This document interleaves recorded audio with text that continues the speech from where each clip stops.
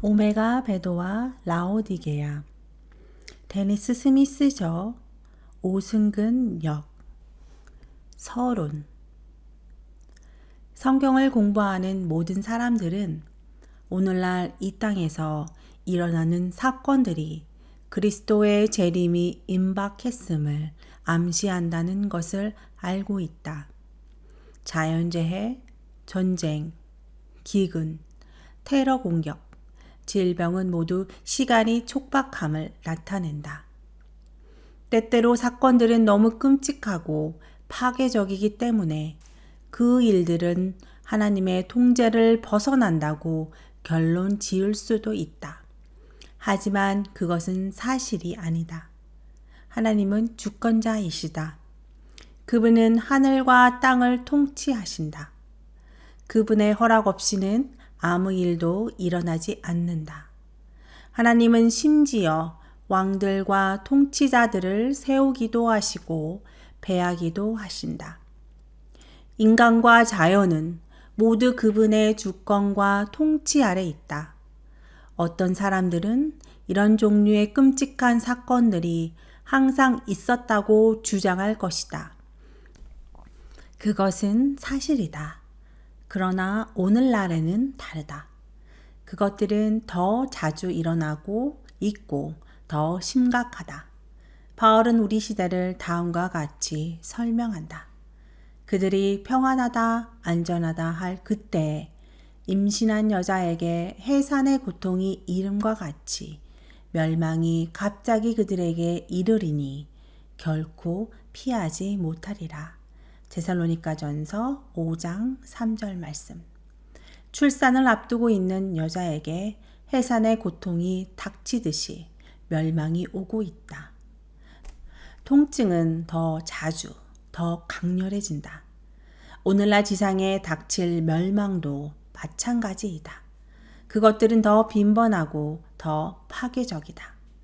인도네시아 해안에서 발생한 지진과 쓰나미는 지금까지 기록된 역사상 어떤 자연재해보다 더 많은 국가에 영향을 미치고 더 많은 사람을 죽였다.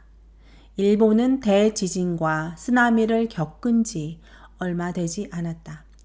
허리케인 카트리나는 이전의 어떤 허리케인보다 미국에 더 큰 피해를 입혔다. 그런 다음 미국 북동부를 황폐화시킨 허리케인 신디가 있었다. 파키스탄에서 제약의 지진이 발생했다. 나는 우리 엘렌 화이트이 그녀의 글에서 묘사한 시점에 다다랐다고 믿고 있다. 가장 끔찍스럽고 가장 돌발적인 재난들이 일어날 것이며 그런 파멸은 꼬리를 물고 일어날 것이다. 전도 27. 그대는 주님이 곧 오실 것이며 마지막 큰 위기가 곧 세상에 임할 것을 믿습니까? 교육에 대한 특별한 증언들 132. 곧 하나님의 취급 방법에는 갑작스러운 변동이 있을 것이다. 그 사악한 세계는 홍수, 폭풍, 화재, 지진, 기아, 전쟁, 그리고 유혈로 인한 사상자들로 가득 차고 있다.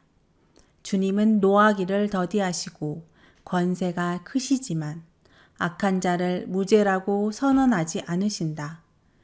여호와의 길은 회리바람과 광풍에 있고 구름은 그 발에 티끌이로다. 오 사람들이 하나님의 인내와 오래 참으심을 이해할 수 있다면 그분은 자기 자신의 속성을 억제하고 계신다.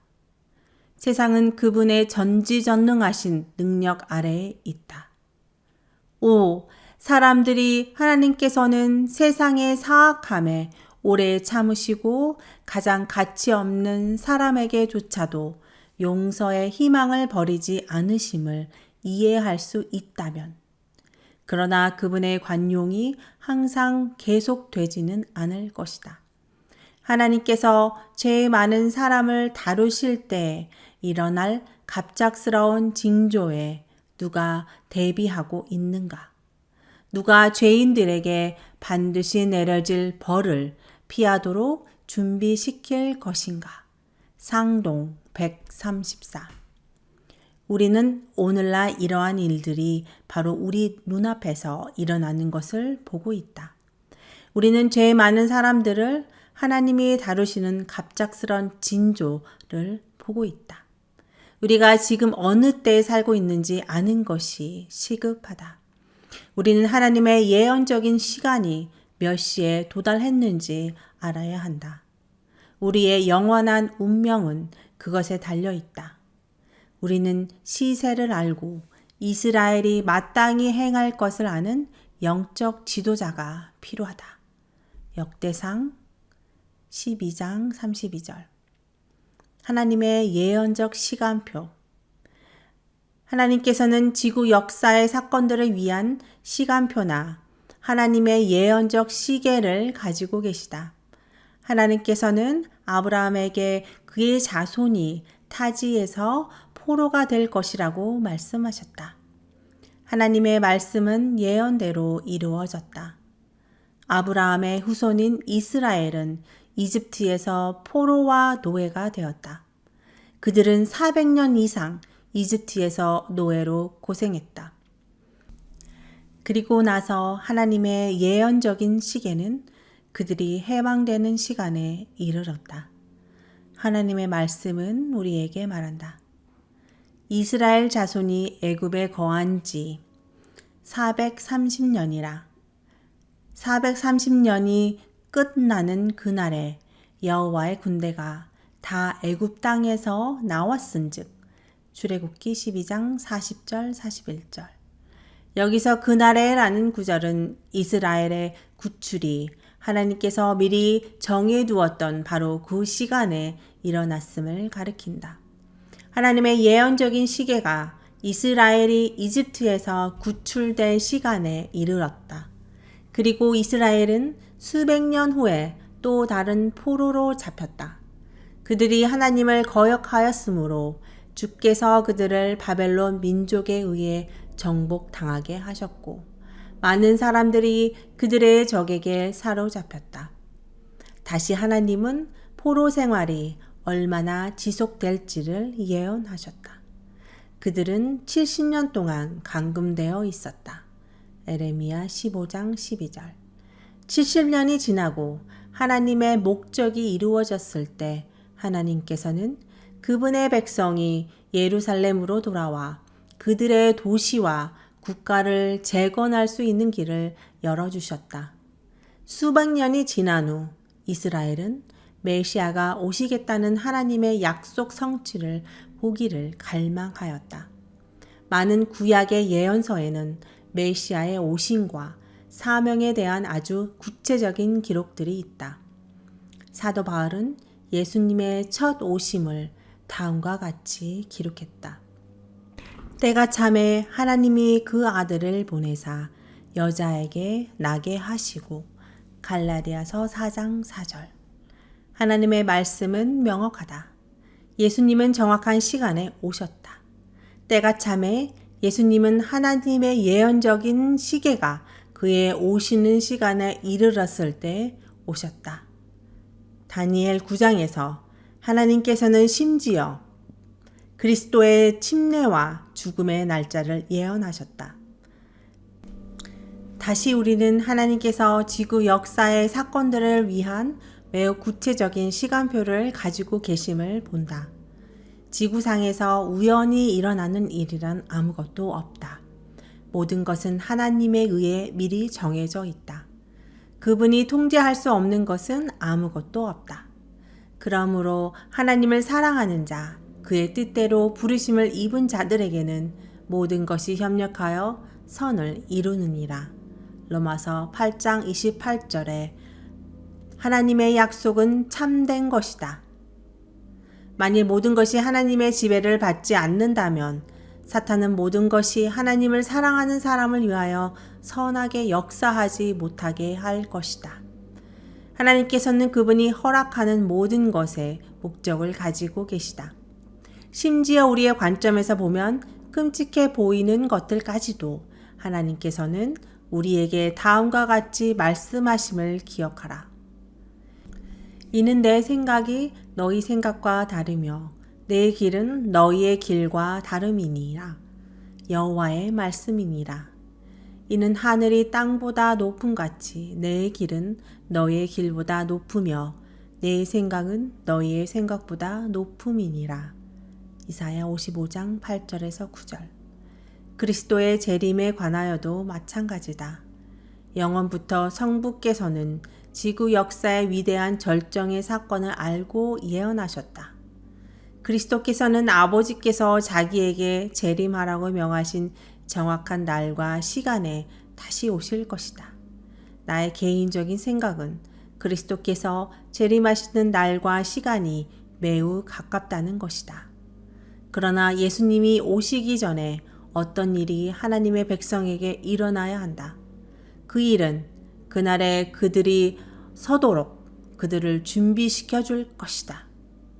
그리스도께서 오실 때 살아있는 그리스도인 세례는 모든 영광으로 오시는 그리스도 앞에 능히 설 수 있을 것이며 그들 주위에 있는 모든 사람들이 그분의 영광에 나타나심으로 패하여질 때 그들은 보존될 것이다.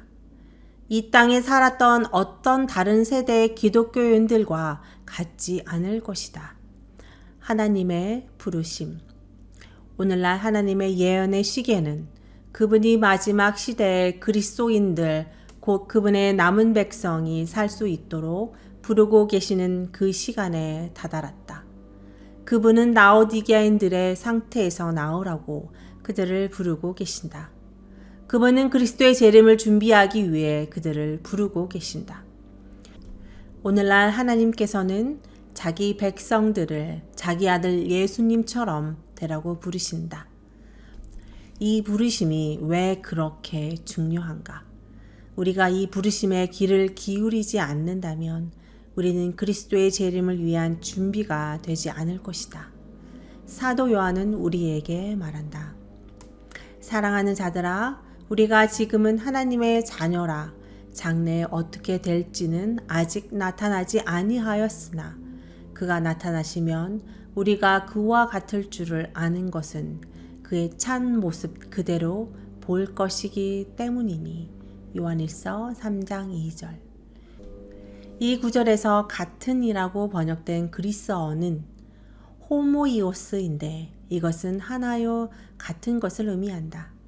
예수님을 만날 준비가 된 자들이 본질적으로 반응하여 행위와 성품과 권위와 위엄과 권력에 있어서 같아진다는 뜻이다. 우리가 이 진실을 깨닫는 것이 무엇보다 중요하다. 주님이 우리를 어디로 인도하고 싶어 하시는지 알아야 우리의 여행에서 주님과 협력할 수 있다. 요한일서의 이 구절은 하나님께서 우리를 예수님과 꼭 같이 만들고 싶어 하신다는 것을 말해준다.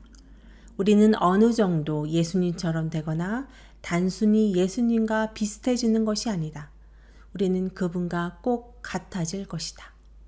그들은 예수께서 그들의 안에서 그리고 그들을 통해 그분이 살도록 그리고 사역을 수행하시도록 하는 방법을 배웠기 때문에 그들은 예수님과 꼭 같다. 예수께서 그들의 삶에서 100% 나타나시기 때문에 그들은 예수님과 꼭 같다. 이 세대가 오늘날 하나님께서 부르시는 세대이다. 예수님과 꼭 같이 될 그리스도인의 세대이다. 그들은 새천사의 기별을 힘있게 전해줄 사람들이다. 그들은 사도행전에 기록된 초기 교회처럼 하나님의 진정한 남은 백성이 될 것이다. 그들은 최후의 위기를 성공적으로 이겨내고 예수님께서 오실 때 모든 영광 속에서 예수님 앞에 육신으로 설 것이며 소멸되지 않을 것이다. 그러나 이런 일이 일어나려면 라오디게아에 대한 하나님의 메시지를 이해하고 하나님께서 그 권면에 쓰여진 필수적인 변화를 이끌어내시도록 해야 한다. 사탄은 이 모든 것을 알고 있다. 그러므로 늘 그렇듯이 그는 하나님께서 그분의 백성들의 삶에서 행하기를 원하시는 일을 방해하는 계획을 짜서 수행하고 있다. 우리는 우리 교단의 역사에서 이것을 분명히 본다. 엘렌 화이트의 시대의 사탄은 켈로그 박사와 그의 책 살아있는 성전에 나온 가르침을 통해 하나님의 백성을 이 교파의 기본 신념으로부터 떠나도록 노력했다. 엘렌 화이트는 이것을 사단의 교단의 배도를 가져오려는 노력의 알파라고 불렀다. 그녀는 미래의 오메가가 올 것이라고 경고했다. 하나님께서는 1888년 미네소타 미니애폴리스에서 열린 총회에서 존스와 와그너를 통해 이 교단의 중요한 진리를 가져왔다. 다시 사탄은 교회가 제시된 진리를 받아들이는 것을 방해하기 위해 노력했다. 믿음으로 말미암는 의에 대한 이 진리들이 받아들여지고 온전히 체험되었다면 큰 외침이 일어나고 늦은 비 성령이 내리고 그리스도께서 재림하셨을 것이다. 그러나 사탄의 성공적인 방해 때문에 엘렌 화이트는 1905년에 다음과 같이 썼다. 우리는 더 많은 세월 동안 반역으로 인해 이 세상에 남아 있어야 할지도 모른다. 전도 695. 사탄은 오늘도 하나님의 백성들의 삶에 가져오시려는 성령의 역사를 방해하기 위해 분주하다. 사탄의 이러한 노력은 엘렌 화이트이 수년 전에 경고한 오메가 배도이다. 알파 배도는 교단 발전의 시작 즈음에 왔다. 오메가 배도는 하나님께서 이 교단에게 사명을 완전히 마무리하라고 부르시는 마지막 때에 올 것이다. 내가 이 책을 쓰는 목적은 라오디게아에 있는 사람들에게 하나님의 경고를 명확하게 하는 것이다. 우리는 라오디게아 상태에서 자기 백성을 이끌어내려고 하시는 하나님의 계획을 연구할 것이며 또한 사탄의 오메가 배도의 가르침으로 하나님의 노력을 방해하려는 사탄의 노력을 이해할 것이다.